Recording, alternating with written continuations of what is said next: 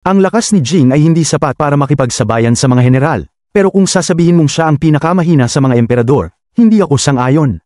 Ang mga katangian ni Jing ay talagang kumpleto, mataas na atake, mataas na depensa, at mahirap iwasan ang kanyang mga atake.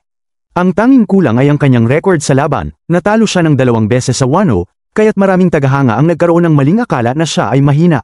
Sa totoo lang, ang pagkatalo kay Zoro ay hindi nakakahiya, dahil walang sino man ang makakatalo sa Straw Hat Crew sa pangunahing kwento. Tungkol sa pagkatalo sa Green Bull, iyon ay dahil sa kanyang mahina na kalagayan laban sa isang malakas na general. Noong panahong yun, si Jing ay nasa kanyang huling hininga, kaya't wala siyang kakayahang lumaban, ang pagtayo lamang ay ubos na ang kanyang lakas, kaya't nakinabang lang si Green Bull.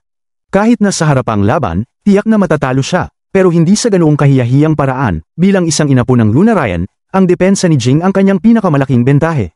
Sa estado ng apoy, ang kanyang armor ay halos hindi matalo, mas matindi pa kaysa sa kaliskis ni Kaido, kahit na tinamaan siya ng buong set ng Lion Song ni Zoro, hindi siya nasaktan.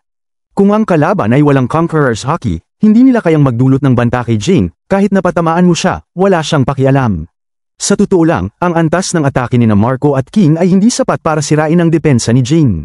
Nak-aim din ni Jing ang sinaunang zone na Ryu no Mi, kaya't ang kanyang tibay at kakayahang mag-recover ay naging napakahirap talunin.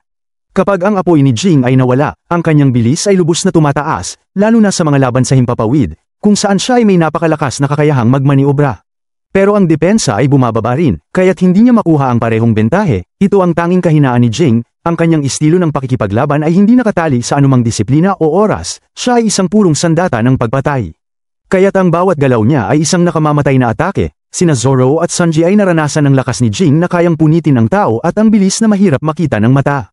Noong una, isang sipa ni Jing ang nagpatalsik sa Big Mom Pirates, halos mapatay si Big Mom. Gayunpaman, kahit na ginawa niya ang ganoong kalabisang bagay, hindi siya pinagalitan ni Big Mom at inanyayahan pa siyang sumakay sa kanyang barko. Isang bahagi ay dahil sa kanyang bihirang lahi, at ang isa pa ay dahil sa kanyang malakas na kakayahan na makapagpataas ng lakas ng Big Mom Pirates. Ang kabuuang pagganap ni Jing ay hindi maituturing na pinakamalakas na emperador, pero hindi rin siya ang pinakamahina.